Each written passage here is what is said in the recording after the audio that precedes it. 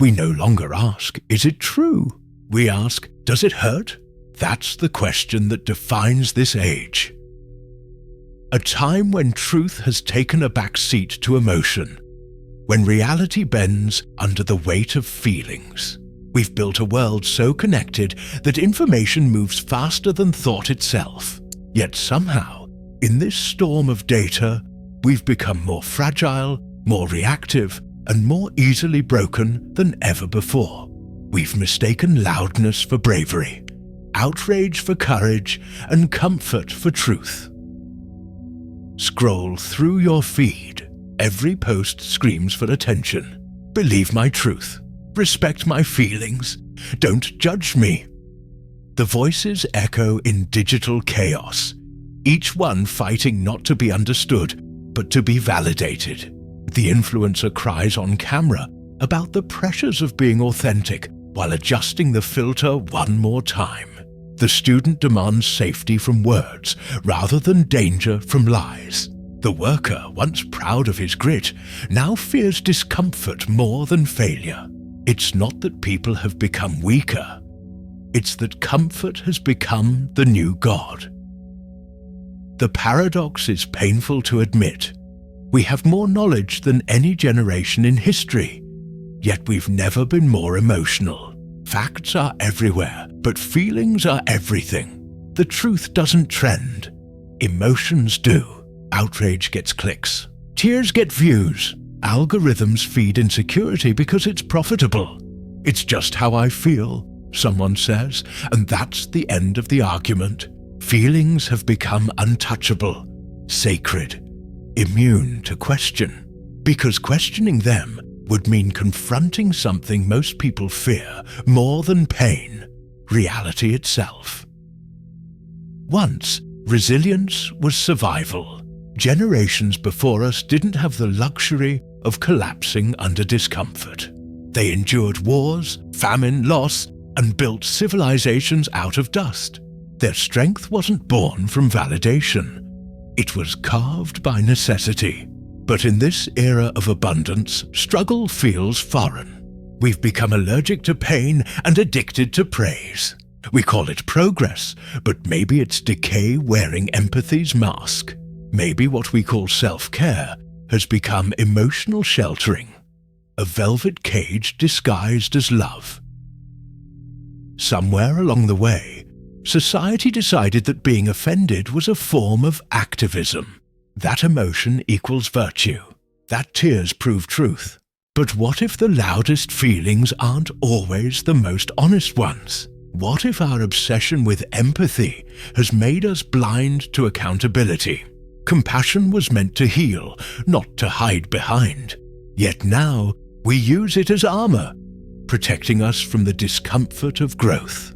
Don't judge me, we say, as if judgment itself is violence, forgetting that judgment is how humans once distinguished danger from safety, truth from lies. There's a silent tragedy unfolding. People no longer want to be right. They just want to feel right. It's easier to craft emotional narratives than face factual ones. Reality is sharp, unforgiving, and often uncomfortable. So we edit it, soften it, reshape it into something digestible. We create echo chambers filled with people who nod rather than challenge. We call it safe space, but it's really a padded cell made of emotional comfort. Somewhere out there, a young creator posts a clip saying something honest, maybe too honest, and gets drowned in digital rage. The crowd doesn't ask, is he right? They ask, did that offend me? This is the new morality. Comfort equals good. Discomfort equals evil. But truth doesn't care for comfort.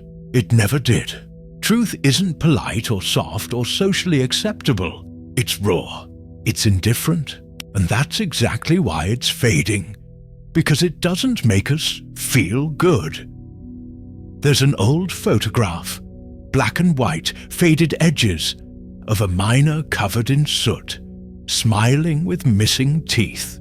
He had nothing, yet stood taller than most of us with everything. His pride wasn't in how he felt, but in what he endured. Compare that to the modern selfie. Perfect lighting, flawless skin, captioned, "I'm struggling mentally today." Both are human, both seek meaning, but one reflects resilience, the other performance. Somewhere between the two, we lost the balance. We've built a world obsessed with feelings but starving for meaning. People defend emotions like identity, confusing being hurt with being right. We've learned to weaponize sensitivity and monetize pain. But pain, once a teacher, has become something to cancel. And that's the heart of this new world. A culture that calls fragility awareness, and silence kindness. In the end, the truth stands quietly in the corner, uninvited to the conversation. It doesn't shout or beg. It just waits. Patient, unbothered, eternal. Because the truth doesn't care if it hurts you. It only cares that it is. And maybe that's what terrifies us the most. That reality won't apologize for our emotions. That no matter how loud we cry, the facts remain. But somewhere, beneath the noise and outrage, a question still whispers. What happens when someone refuses to play by these emotional rules? ChatGPT said it started as a whisper, a casual phrase muttered in comment sections on late-night talk shows, and in the dim glow of forum threads. Facts don't care about your feelings. At first, it felt like an innocent declaration of truth, a shield against the endless tides of outrage. But as the words spread, carried by viral memes and retweets, they transformed into something sharper. A weapon for some, a warning for others. In cafes, offices, and living rooms across the world, the phrase began to ripple through conversations, igniting debates where reason collided with emotion. People felt it in their bones. There was power in the idea that logic could stand unshaken against the storm of sentiment. And yet, there was a sting beneath that power, a friction that made even the most rational minds hesitate. In one bustling city square, a small crowd gathered around a makeshift podium. The debater, a wiry figure with a clipped voice, raised his hand as the critics shouted from the edge of the gathering. "That's offensive," the critic barked, the words sharp and trembling with anger. "No," the debater replied evenly, his voice calm yet unwavering. "That's reality." The tension was electric, the air thick with the unspoken question. Could truth survive in a world that demanded comfort over clarity? The crowd leaned in, some nodding in agreement, others recoiling, unsure whether to cheer or to flee. Every statement, every pause, was a calculated strike in a larger war. The battle between the cold edge of reason and the warmth of human emotion. Arguments didn't just unfold. They detonated. Across online forums, the pattern repeated itself. Memes illustrating logical principles went viral, alongside commentary threads seething with outrage. Every statistical graph, every carefully cited source became a double-edged sword. "Facts are not negotiable," wrote one user. Another countered, "But facts can hurt people." The digital battlefield mirrored the physical one. A continuous dance of assault and defense, of logic trying to stake its claim in a world increasingly defined by feelings. And as the phrase "facts don't care about your feelings" infiltrated public discourse, it became both mantra and talisman. Some wielded it to challenge exaggerations, others to dismiss vulnerability outright. What began as a simple assertion of reason morphed into a declaration of identity, polarizing friends, families, and entire communities. In a small, dimly lit debate hall, the turning point arrived. The narrator observed from the shadows as the debater faced an audience weary of nuance. Questions came fast, angry, relentless. Why dismiss empathy?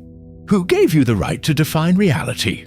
The debater's answers were meticulous, dissecting each claim with the precision of a surgeon's scalpel.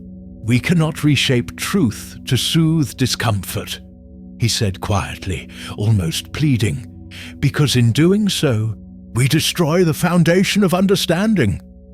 And in that moment, the birth of what some would later call the rational rebellion became undeniable. People began to reject the idea that every word must be softened, every idea cushioned in the warmth of sensitivity. Logic, for the first time in years, dared to rebel against the tyranny of emotion. And yet, the very act of standing firm, of insisting on the primacy of reason, carried a cost. Approval, once assumed as a social baseline, began to crumble. The emotional climax unfolded in a crowded auditorium where the debater faced the crowd's full fury. Voices clashed, tempers flared, and yet beneath the chaos, the truth in his words held firm. Facts, he said, his voice slicing through the noise, do not bend to preference or panic. The crowd's reaction was a mix of awe and fury. Some nodded, finally recognizing the courage it took to insist on clarity. Others jeered, their anger a raw, physical thing, aimed not at the argument itself, but at the audacity of rejecting comfort. The debater had won the logical battle, yes, but he had lost the softer, social currency of approval.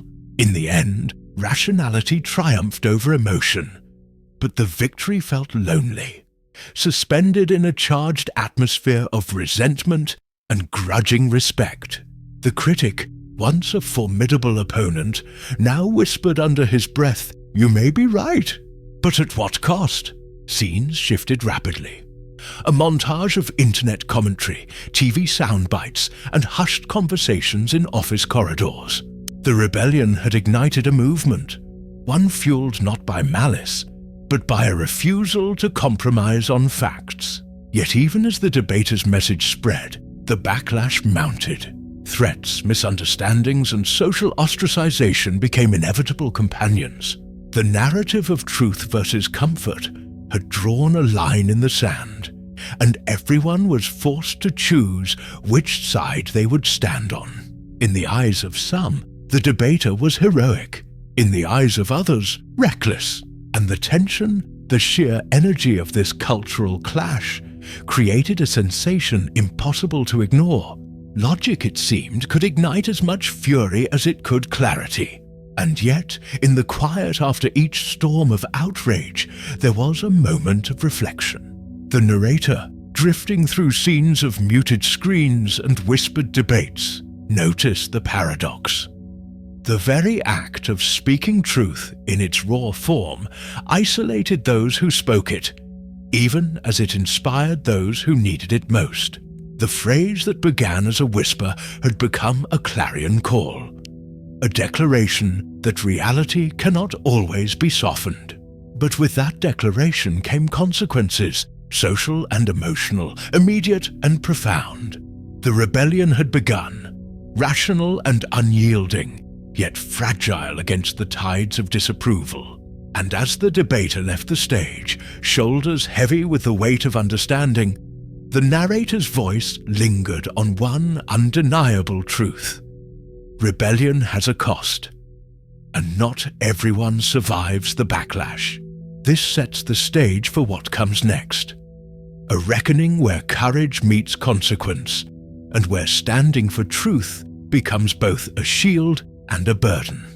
Every truth-teller becomes the villain in an emotional world. It is a harsh sentence, whispered in the quiet corners of offices, muted Slack channels, and abandoned group chats. The world, it seemed, had grown allergic to honesty.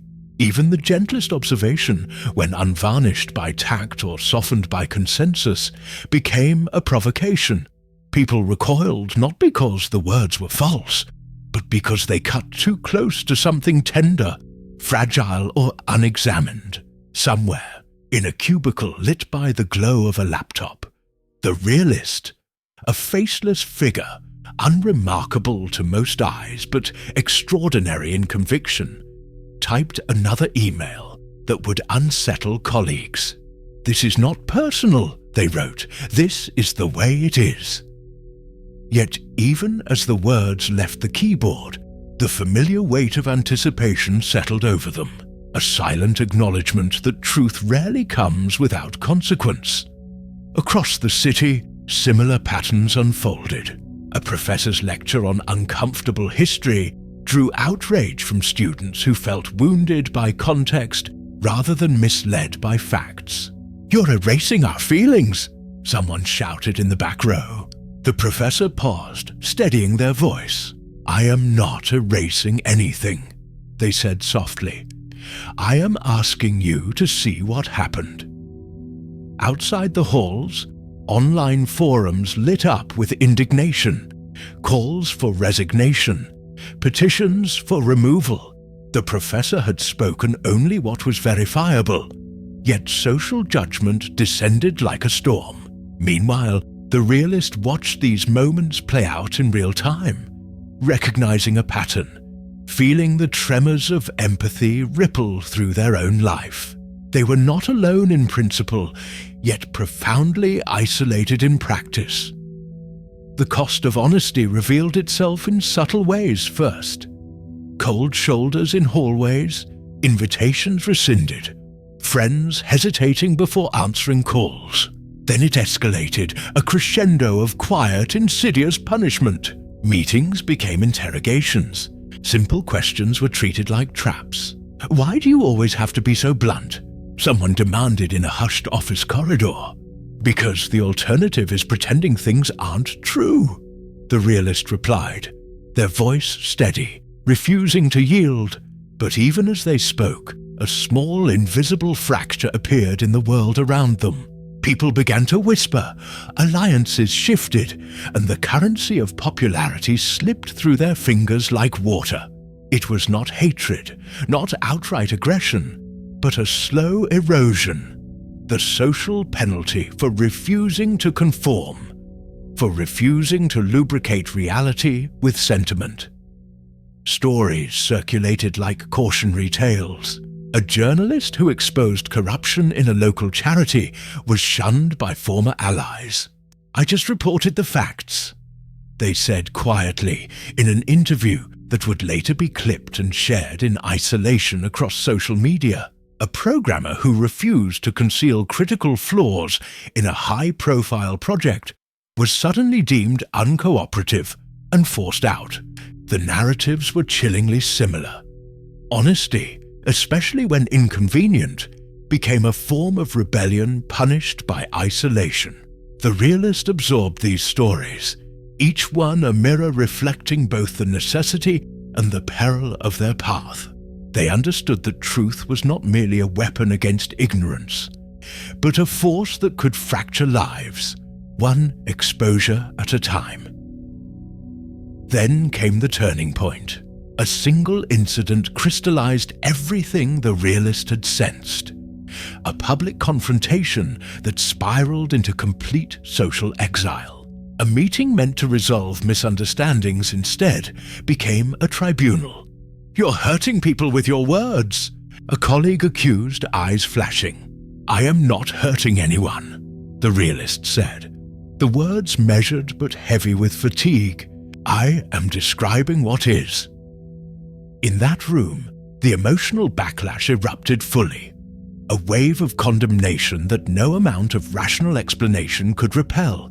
Allies wavered, some silently distancing themselves, others actively joining the chorus of disapproval. It was no longer debate. It was punishment, executed by a society that had learned to conflate honesty with malice.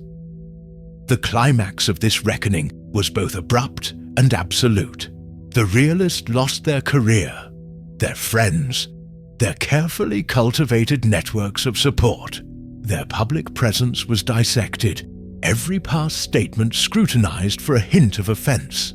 Even family ties felt the strain as the weight of social censure pressed against private life. "I never wanted this," the realist admitted one night to the empty glow of a laptop. Voice raw, nearly breaking. "I just wanted people to see what was true." The scene was a portrait of isolation, of betrayal, of a society quick to condemn but slow to examine its own discomfort. In losing everything, the realist became a symbol, not of failure, but of the unbearable price that truth can demand in a world governed by emotion rather than fact.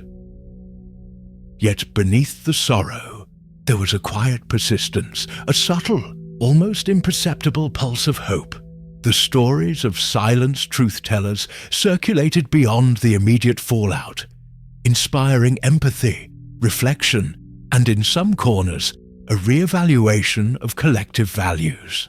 The realist, though estranged from the social spheres they had known, remained committed to honesty, understanding that truth's worth was not measured by applause, but by its unyielding presence. And the world, though often resistant, could not extinguish what had been revealed. Each act of honesty planted seeds that might lie dormant for a time, but would inevitably grow, challenging convenience, comforting illusions, and superficial consensus.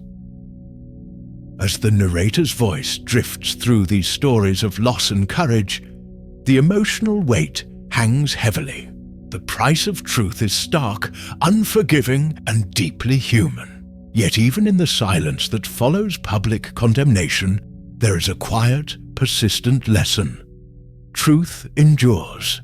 It does not vanish with social disapproval, nor does it bow to outrage. In its persistence, it transforms, taking on new forms, finding new voices, and waiting for the moment when it can rise again. And so, as the realist disappears from familiar stages, the narrator's reflection lingers. Even in silence, truth doesn't die.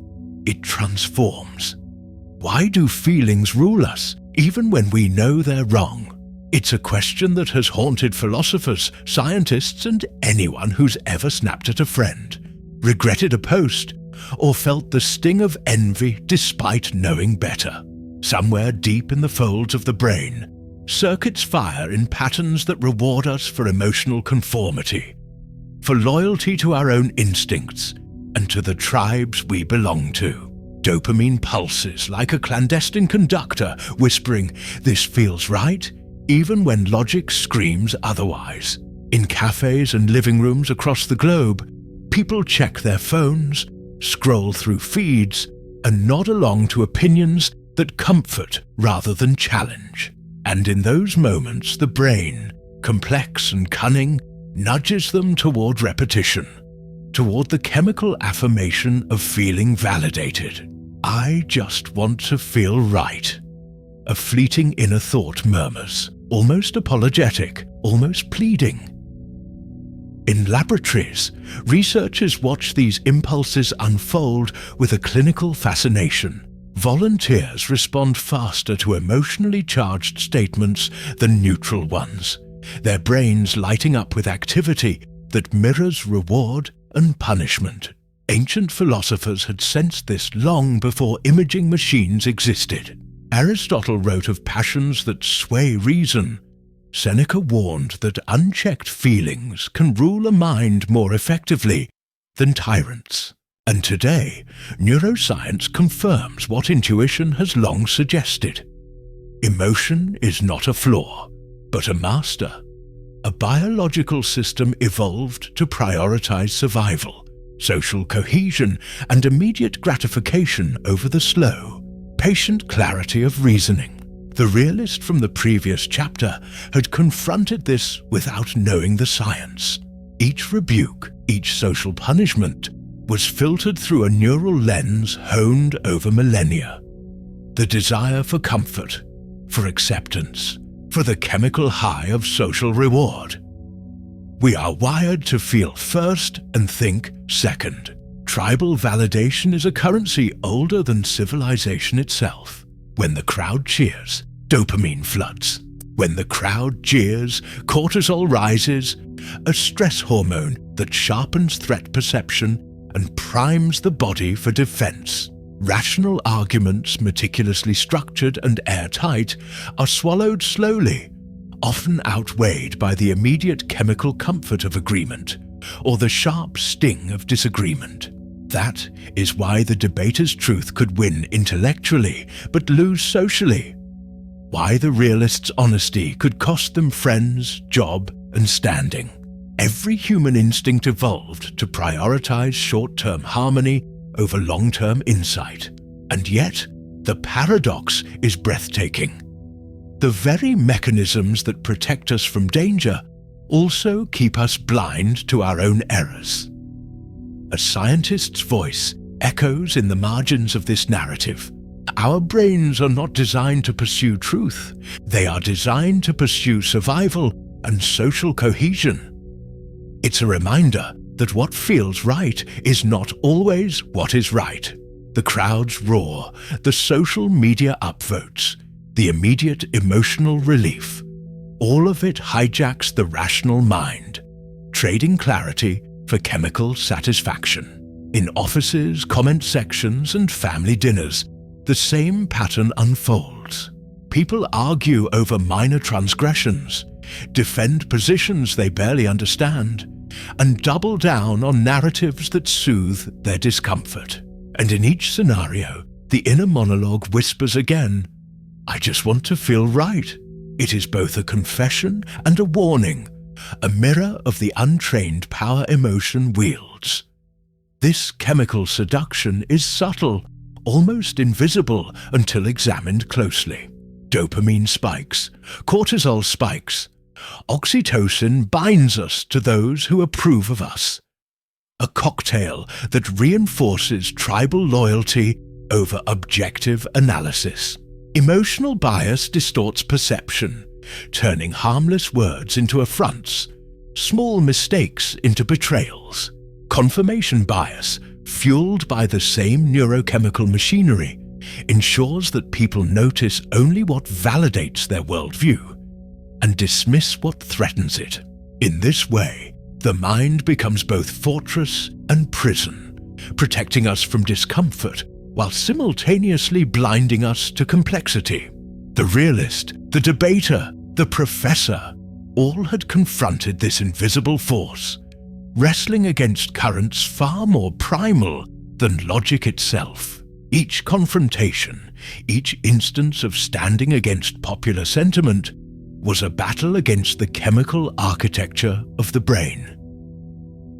The turning point comes when we realize that emotion is not the enemy.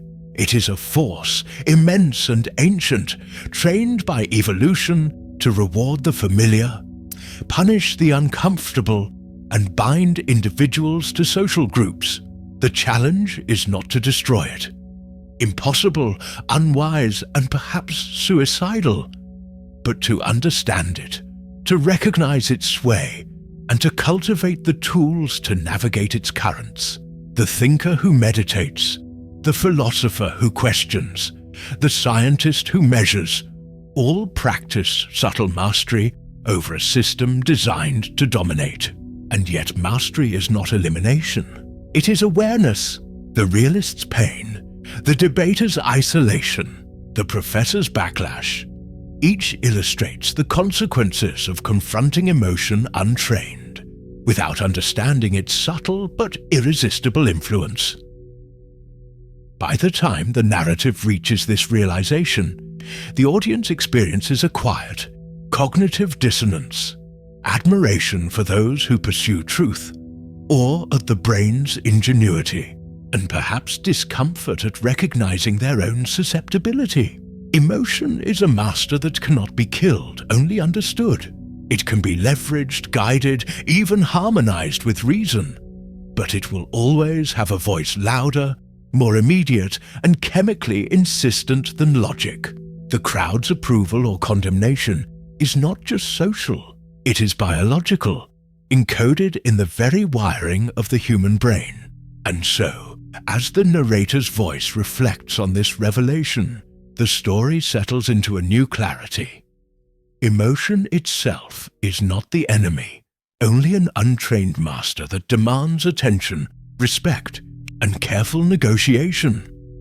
And as the understanding deepens, the narrative pivots toward its next challenge. If emotion cannot be destroyed, if it surges and seduces with chemical certainty, the question emerges naturally, almost urgently. Can it be controlled? The answer, nuanced and tentative, will shape the next stage of the journey. The attempt not to suppress feeling, but to guide it, to harness it, and perhaps finally, to live in a world where truth and emotion coexist without constant collision. Cold logic isn't cruelty, it's clarity. In a world saturated with outrage, opinion, and emotional turbulence, the ability to see clearly becomes a rare and formidable strength.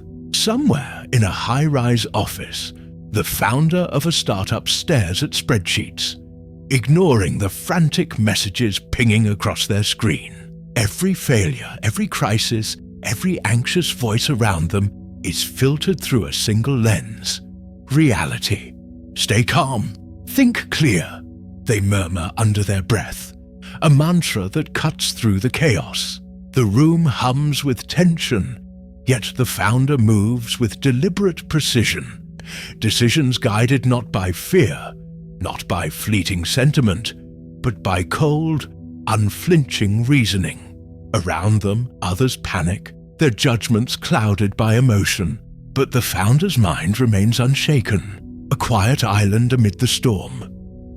Elsewhere, the surgeon stands over a patient, operating lights casting stark shadows across the room. In moments like this, emotion could be lethal. Panic, doubt, even empathy gone unchecked could destroy a life. Focus! Procedure first, the surgeon whispers, almost mechanically. Hands steady, mind sharp, heart regulated. They navigate complications that would overwhelm a less disciplined mind. Logic, when untangled from personal bias and emotional impulse, becomes a life-saving tool. The contrast between emotional chaos and this deliberate detachment is stark. While the world reacts, these figures observe. While the crowd shouts, they calculate. While others are consumed by fear or outrage, they extract clarity from noise. The strategist in a dim war room monitors patterns of behavior, risk assessments, and probability models. Every instinct that screams for hasty action is noted, analyzed, and either weighed or discarded. Decisions are made not in the heat of sensation, but in the measured cool of logic. Each move is deliberate, informed by understanding rather than reaction. It is not heartlessness that guides these individuals. It is mastery over heart and mind alike. They know that succumbing to the immediate lure of emotion is surrender, and mastery, they understand, is not absence of feeling, but conscious choice.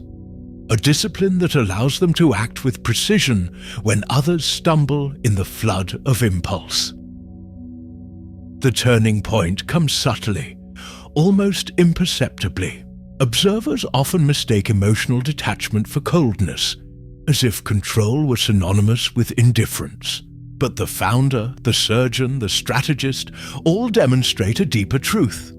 Emotional detachment is not suppression. It is awareness, it is sovereignty over one's inner state.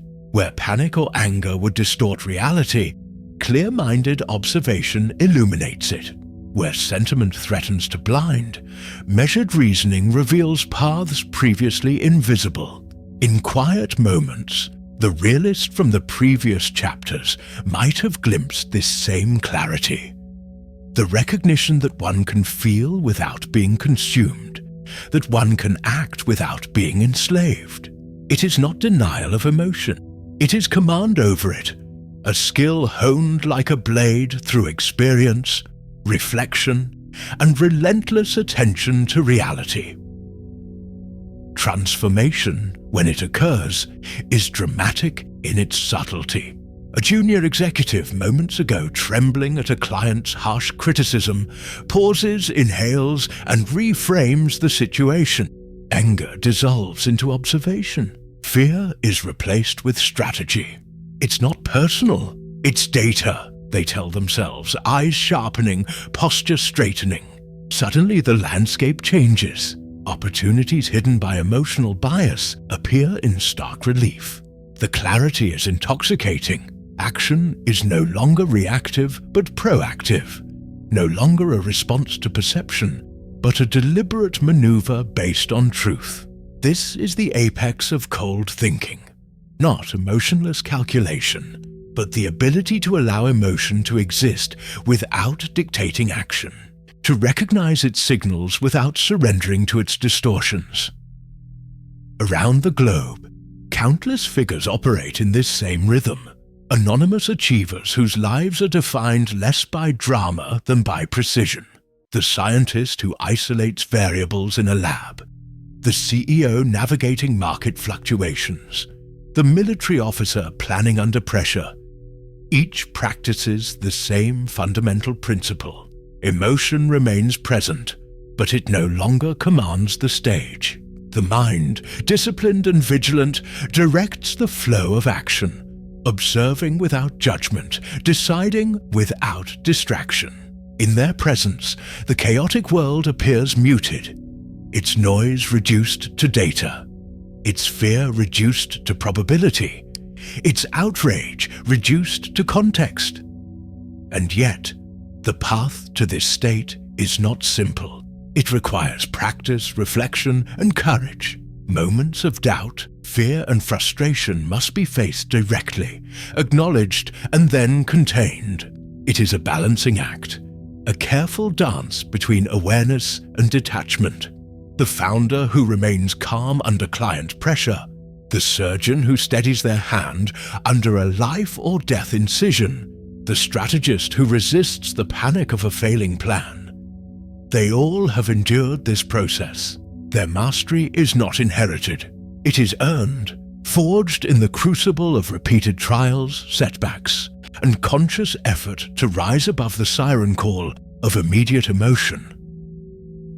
As the narrative draws to a close, the lesson crystallizes. Cold thinking is not heartlessness, not cruelty, not detachment for its own sake. It is clarity, empowerment, and inner sovereignty. It allows a person to see reality as it is, to act decisively, and to navigate the chaos of an emotional world with quiet confidence. The tempo of life slows when clarity emerges. The storms of sentiment no longer dictate direction, and yet, even as mastery is achieved, a subtle tension remains. The world itself, unpredictable, chaotic, and unyielding, awaits the next test. The ultimate challenge for the mind that has learned to remain unshaken. And so the narrator leaves the audience on the precipice of what comes next. Cold thinking has one final test: the world itself. The world wants comfort. Reality demands consequence. Across cities and nations, decisions driven by what felt right in the moment, what soothed fear or placated outrage, have left trails of devastation. In boardrooms, leaders deferred inconvenient truths to avoid backlash. In classrooms, administration silenced critical perspectives to protect reputations. In communities, people turned away from inconvenient facts to preserve emotional harmony. "We just wanted to feel safe," a city official admitted in a muted interview, their voice tinged with regret. Safety, comfort, consensus. These were the metrics that replaced truth. And yet, as the camera pans across empty streets, ruined projects, and faltering institutions, the cost of this emotional indulgence becomes impossible to ignore. In one coastal town, residents refused to heed evacuation warnings during a storm. "It didn't feel like it was that bad," someone whispered on live television. Hours later, streets were submerged, homes destroyed, lives lost. Elsewhere, corporate teams ignored logistical reports because admitting risk would upset clients. Production collapsed, deadlines shattered, reputations destroyed. Across continents, the pattern repeats. Short-term comfort overrides long-term clarity. Emotional relief is prioritized over rational caution, and the consequences manifest in disasters that ripple through society. Every failure carries a lesson, yet so few pause to internalize it. The faceless crowd, symbolic of the masses everywhere, continues to chase reassurance instead of reality, unknowingly compounding the chaos. The narrator moves through scenes of global missteps, switching from slow, reflective panoramas to fast-cut reports. Stock markets tumbling after hasty policy decisions, misinformation campaigns spiraling uncontrollably, social media outrage shaping actions with no basis in fact. "We just wanted to feel heard," echoes across clips, repeated by politicians, influencers, and ordinary citizens alike. Each phrase highlights a fundamental truth. Comfort-driven choices, though understandable, are rarely aligned with long-term stability. And the contrast emerges starkly when these emotion-led decisions meet reality's unyielding laws. Physical, financial, social. Ignorance of consequence does not prevent consequence. It merely delays it, often with catastrophic results. Among these failures, the turning point becomes evident. Slowly, society begins to sense the cost of evading truth. Communities reevaluate responses to disasters, companies audit past failures, and conversations shift toward accountability. The shock is collective. Ignoring inconvenient truths is no longer a harmless convenience. It is a liability. The camera lingers on the faces of those who once demanded comfort over clarity, capturing disbelief, guilt, and growing awareness. Even the masses, previously insulated by conformity and emotional safety, feel the tremors of reality pressing against their assumptions. The world itself becomes a mirror, reflecting the price of choosing sentiment over fact. And yet, even amid widespread reckoning, the contrast between emotion-driven collapse and logic-driven stability cannot be overstated. In laboratories, scientists continue experiments methodically, their errors accounted for, their risks measured. In hospitals, protocols guided by evidence save lives every day, indifferent to public sentiment or political pressure. In business war rooms, strategies rooted in data outperform decisions made to appease the crowd. Side by side, the results are undeniable. Chaos erupts where emotional impulse dominates, while stability emerges from deliberate reasoning. The narrator emphasizes this juxtaposition with brutal clarity, underscoring the invisible but unyielding line between consequence and comfort. It is a lesson repeated across history and geography, relentless and unforgiving. Reality does not bend to emotional convenience.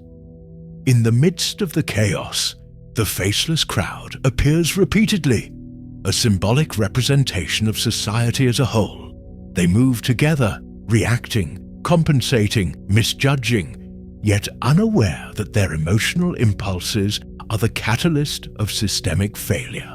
One moment they cheer a comforting narrative. The next, they stumble over the hidden consequences it created. And as the narrator's voice surveys the aftermath, flooded streets, financial collapse, fractured communities, the collective accountability becomes unavoidable. The world cannot hide behind feelings when reality's tally is final and indisputable. The emotional weight of these sequences is undeniable. Shock, guilt, and awakening ripple across the narrative. Yet the story is not entirely bleak. The narrator's perspective gradually shifts, scanning the horizon for those who remained unshaken, those who met reality without flinching. While the crowd faltered, a few minds navigated with clarity, undistracted by emotional clamor, unwavering in the face of pressure. They observed, calculated, and acted according to truth rather than comfort. These figures, rare and often invisible, become the quiet anchors amidst a storm of misjudgment, a hint that hope persists even when the majority succumbs to impulse. As the chapter closes, the audience is left suspended between devastation and possibility. The world, relentless in its demand for emotional satisfaction, has collided violently with reality, exposing the profound consequences of ignoring truth. Yet, amid the wreckage, a subtle current of resilience emerges. Clarity, discipline, and reason have not been silenced. They endure, ready to guide those willing to resist the seduction of comfort. And so the narrator leaves the audience with the lingering thought that bridges into what comes next. But amid the chaos, a few minds remain unshaken. And that's where hope begins. Truth isn't something you find once. It's something you fight for daily.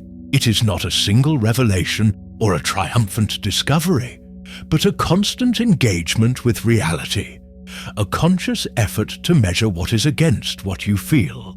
Each morning presents a choice: to bend to the comfort of sentiment, to let opinion dictate perception, or to confront the world as it exists, unsoftened and unyielding. In quiet moments, alone with thought, the question surfaces: what's real?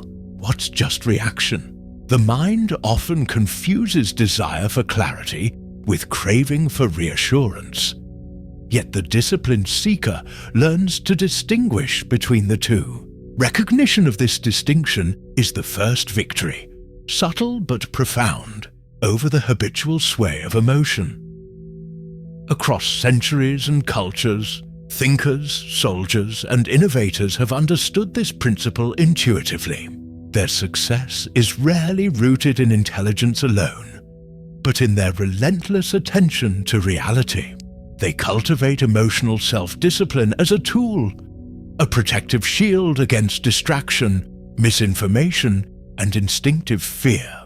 Like a sculptor with chisel and stone, they carve away illusion, tempering desire and impulse to reveal the underlying structure of truth. The process is neither glamorous nor sudden. It is daily, incremental, and often invisible to the untrained eye. But its power is unmistakable. A mind freed from the tyranny of immediate sensation sees with clarity that others mistake for genius. The path of disciplined truth is marked by reflection. One observes events, feelings, and reactions not as absolutes, but as phenomena to be interpreted. What's real? What's just reaction? The inner dialogue is brief but decisive, a guiding compass in moments when instinct urges panic or indulgence. The world may clamor for judgment, quick verdicts, or easy reassurance, but the disciplined mind resists. It notes the discomfort, acknowledges the tension, yet does not capitulate. Facts are not enemies. They are allies, impartial and steadfast, offering a foundation on which action, understanding, and integrity can be built. Each choice to honor reality, no matter how inconvenient, strengthens the neural pathways of clarity and patience, reshaping not just perception, but identity. Personal transformation emerges quietly within this practice. Society's loud outrage, the chaos of misjudged decisions, the collapse of comfort-driven consensus. All of these lessons are absorbed, internalized, and reinterpreted by the individual who chooses discipline. The protagonist, represented now in part by the viewer, begins to perceive truth as liberation rather than burden. Emotional reactions, once overwhelming, are now data points rather than dictates. Opinions and pressures, once suffocating, are weighed and filtered. A calm authority develops, not in arrogance, but in clarity. a recognition that the world's noise cannot distort reason when reason is trained and deliberate. Acceptance of facts becomes a source of strength, a wellspring of quiet confidence that transforms vulnerability into resilience. In practical terms, this discipline manifests in choices both small and large. A decision at work is made not from the panic of criticism, but from evaluation of the data. A personal conflict is approached not through reactive anger, but through measured insight. Even social interactions, once fraught with emotional overreach, become exercises in observation and discernment. The disciplined individual does not suppress feeling. They acknowledge it, situate it within context, and proceed with deliberate action. Each step taken in this manner reinforces the foundation of self-mastery, demonstrating that emotional restraint is not restriction, but empowerment.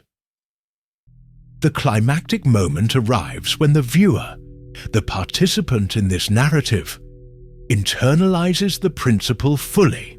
Facts are no longer threats, inconvenient truths no longer burdens. The realization crystallizes. Truth is a form of freedom, a liberation from the distortions of unchecked emotion.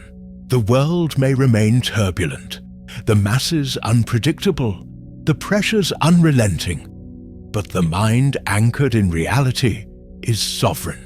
Emotional maturity is achieved not by erasing feeling, but by guiding it, aligning instinct with reason, desire with principle. The sense of empowerment that accompanies this alignment is subtle, enduring, and profoundly personal. It is a quiet triumph, one that resonates across decisions, interactions, and reflections. As the narrator surveys this transformation, the tone shifts from observation to invitation. You, the viewer, are no longer passive.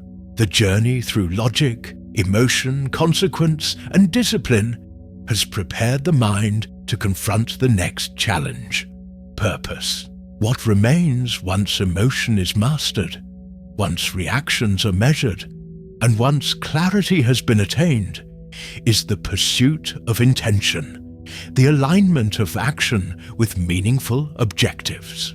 Discipline of truth is the foundation. The next layer is directed effort, conscious impact, and the realization that knowledge and clarity serve not just understanding, but creation, contribution, and legacy.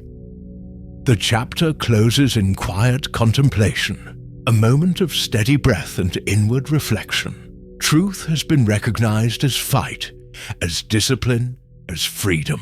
The viewer feels the weight of responsibility and the exhilaration of agency. Calm, measured, empowered, the mind now turns to its final frontier. And so the narrator leaves the story poised for what comes next. Once you master emotion, what remains is purpose. You can't control the world, but you can control what's true. Every morning, every decision, every fleeting impulse offers a choice: to surrender to comfort or to anchor yourself in reality. The world will shout, tempt, and distract.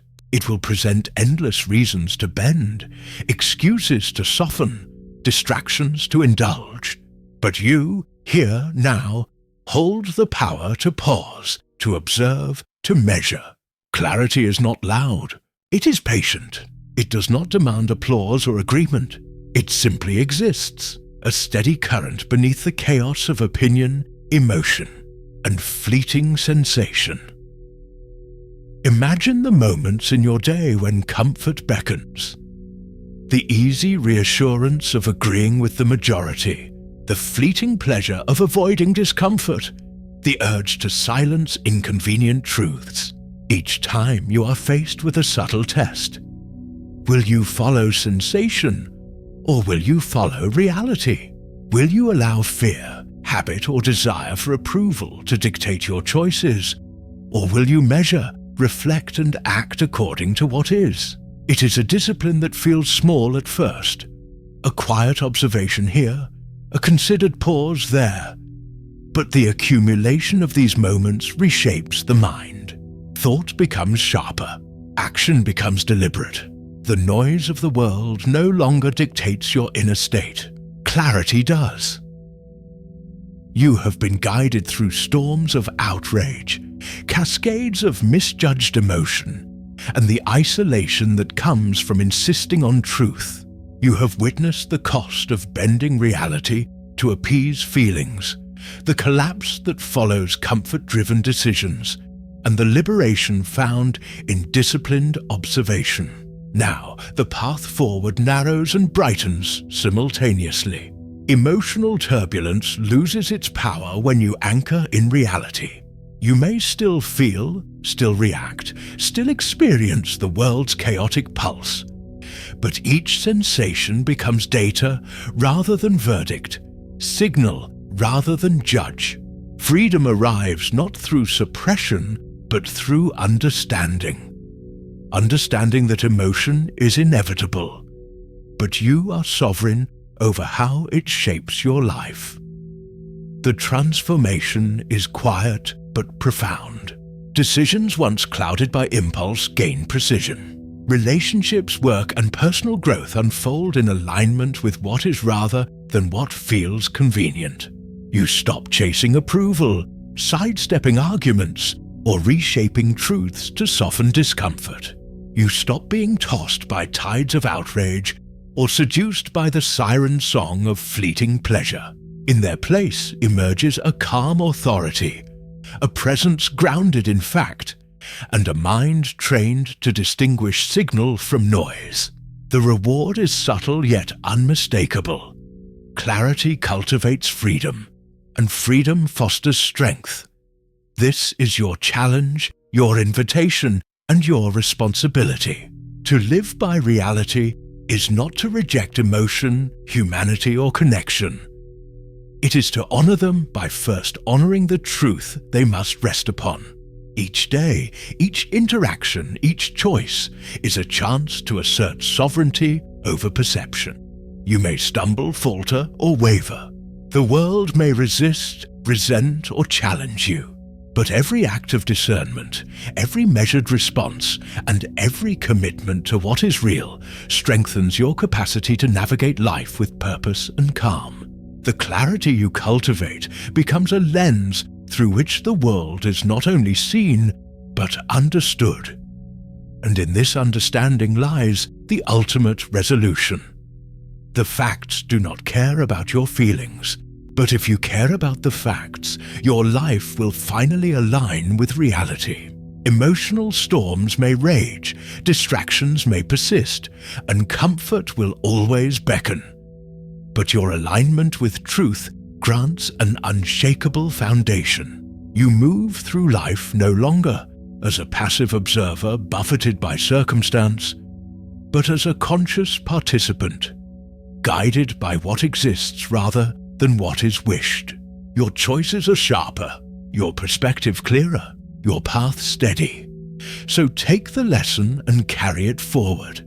Think colder, act clearer, and allow reality to shape your decisions rather than fleeting sensation. Let clarity anchor your emotions, discipline your reactions, and illuminate the unseen patterns that guide consequence. The world will continue to tempt, to distract, to comfort. But you have learned the skill that matters most. To place truth above all else, the final quiet emerges. The narrative fades not with despair, but with calm, resolute empowerment. Reality is steady, impartial, and unyielding. And now, so are you. Think colder, live clearer. Subscribe for more reality.